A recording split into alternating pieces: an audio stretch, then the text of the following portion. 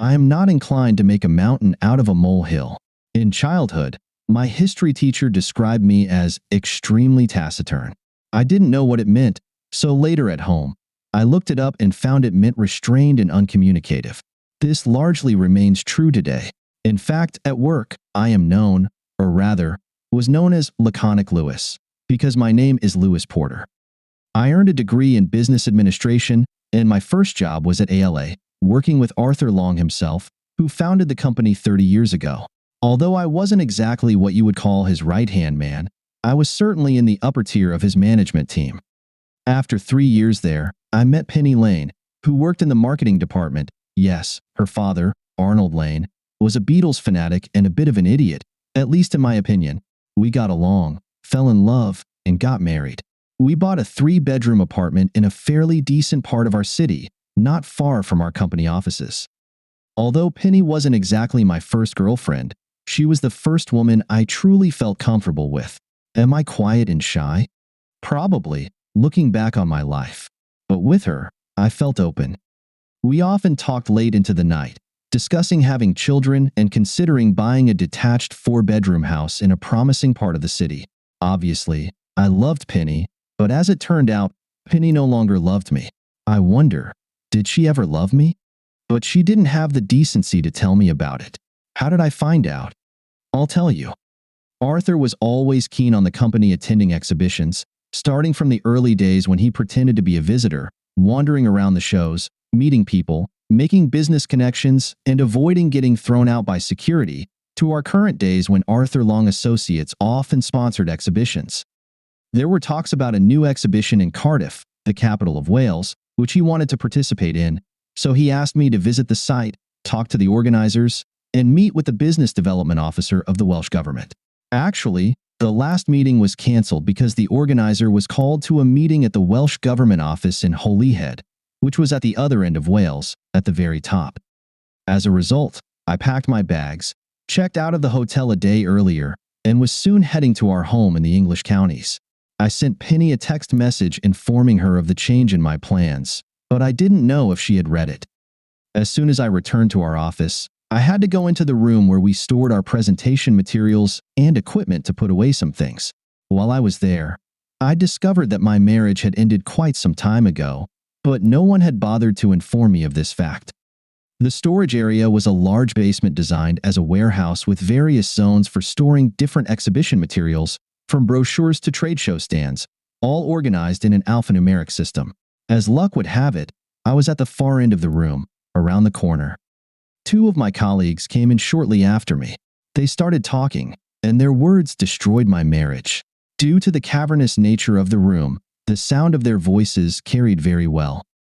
Have you heard anything more about Penny Porter and that jerk Dave Rogers? No. What's new now?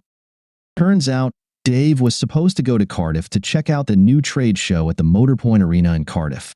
But he turned to Arthur and said, "Why not send Porter instead? That way, he'll be out of the way of what I have planned." No way. Seriously? He was that brazen? The cheeky bastard. I don't know why Arthur puts up with that. And he must have known that Dave meant to get cozy with Penny Porter. It's all about nepotism, really.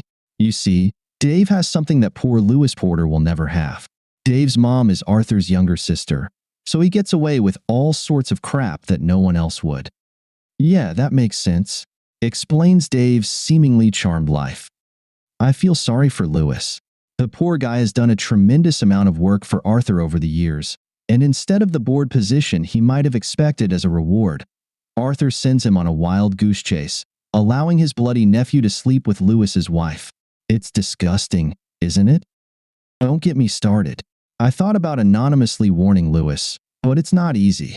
I can't let it get back to Arthur, or I'll lose my job, and with the damn mortgage we took on and the expenses for our 2 kids, I just can't risk it. Yeah, I get what you mean. I'm in the same boat, really. Hand me that box, will you? The one over there. They've been at it for at least a few months, and Lewis hasn't noticed, or at least he hasn't done anything about it. Maybe he knows but either doesn't mind or, like everyone else here, is too scared to say anything. After all, there are rumors that Arthur is considering promoting Lewis to the board of directors, So rocking the boat right now wouldn't be a good move. No, I don't think Lewis stands a chance. Who knows about his wife's affair? Actually, almost everyone in the company. Anyone in the upper tier, certainly all the C-level management. Maybe some others too. Maybe. You know how rumors spread. Anyway, is it true that Penny is planning to divorce the poor guy and marry Dave? I heard that too, though I don't know if it's 100% true. They left the room, having done their work, and at the same time, destroyed my marriage. I didn't even recognize their voices.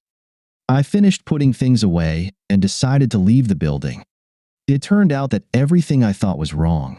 The love of my life and my wife was neither the love of my life nor truly my wife. My boss, friend, and mentor was actually a vile piece of crap, and my career at ALA was not at all what I thought it was. In fact, it was all over. My colleagues, whom I thought I could trust, clearly weren't worth my spit, let alone my trust. Within a few minutes, I lost everything that was dear to me. My wife, my future children, my home, and my job. Both of my parents had died before I met Penny, and I was an only child, so losing Penny was a huge blow for me. She was like that song from many years ago. You are my everything, the sweetest song I could sing. But alas, not anymore. I wanted to tell someone, but who? Since I had returned a day early, I hadn't seen anyone who would recognize me, so I could leave work and try to figure out how to deal with this shitstorm.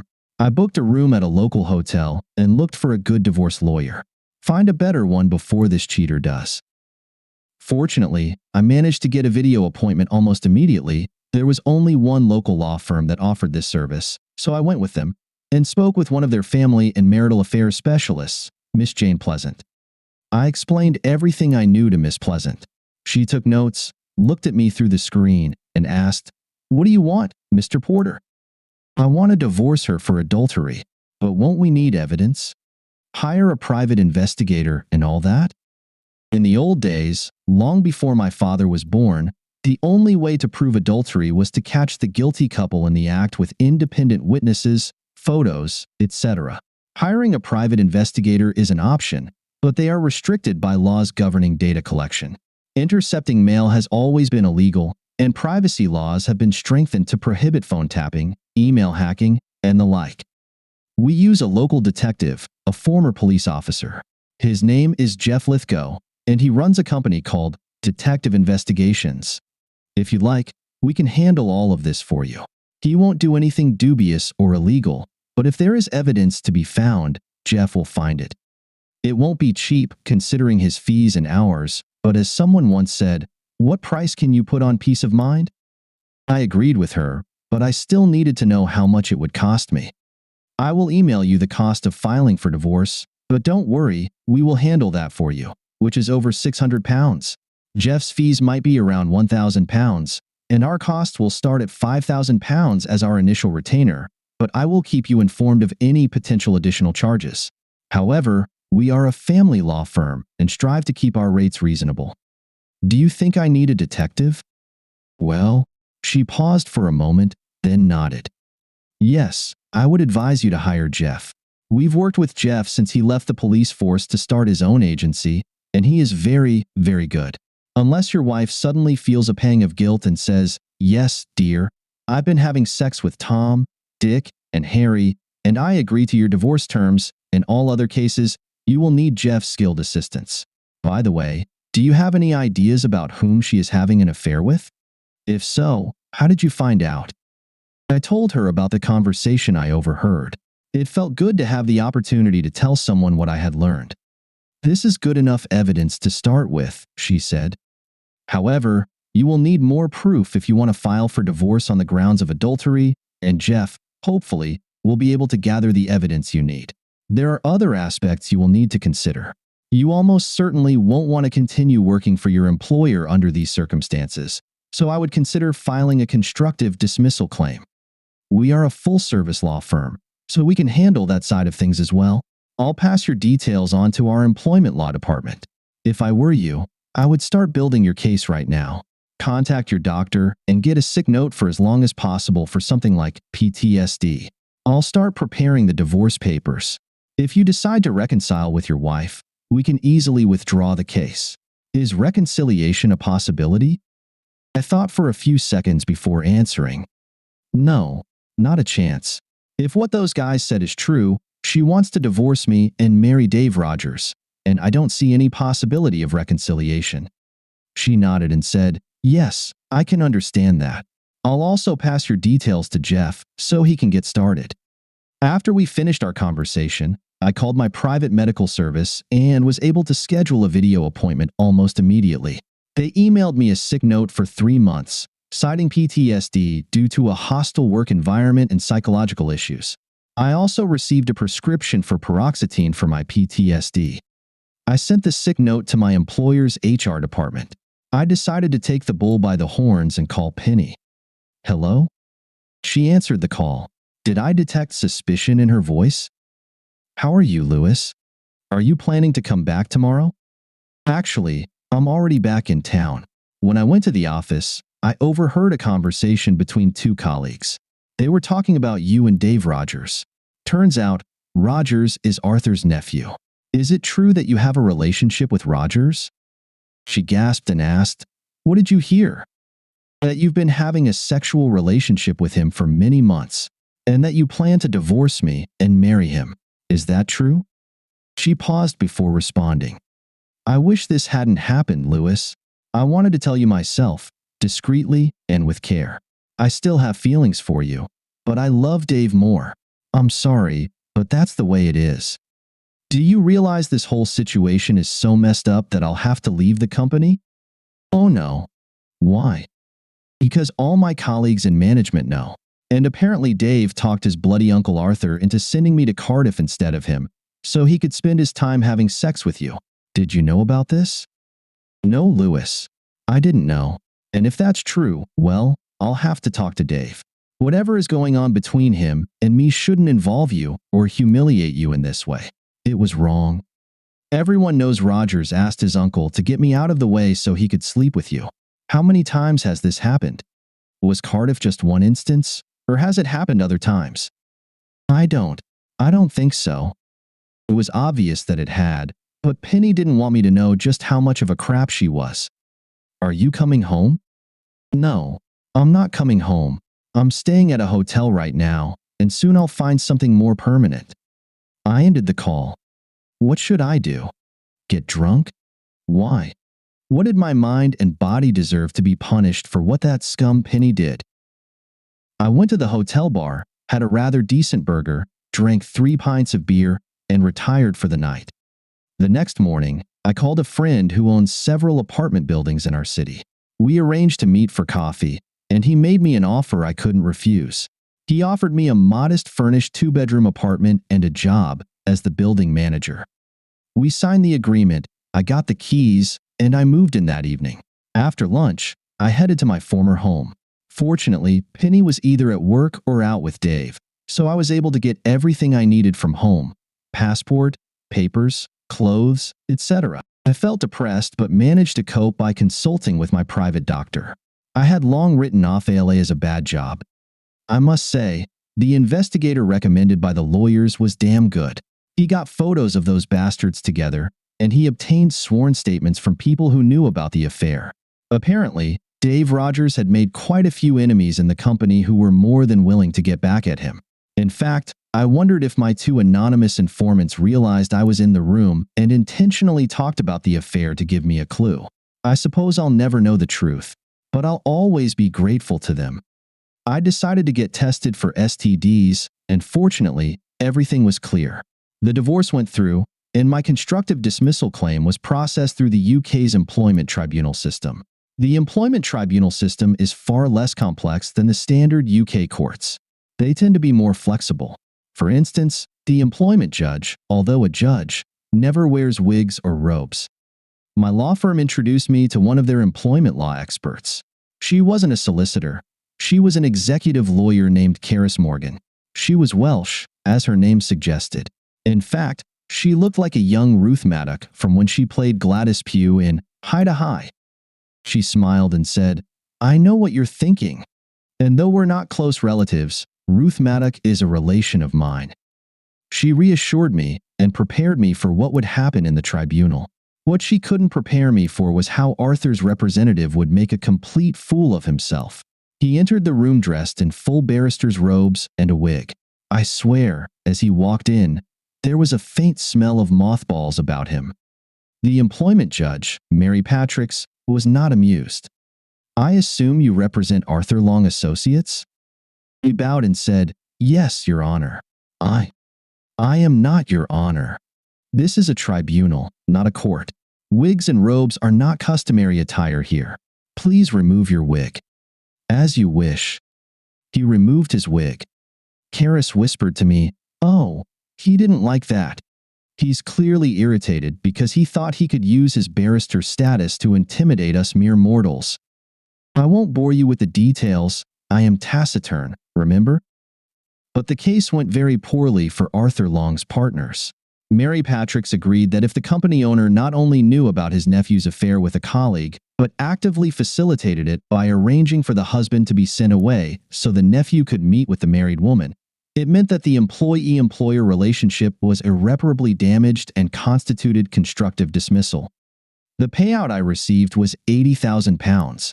Additionally, I got severance pay, holiday pay, etc. The industry we worked in was small but profitable, and soon rumors about what happened began to spread.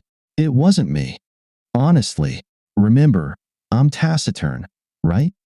In the end, despite his sister's protests, Arthur fired his nephew. It was generally considered too little, too late.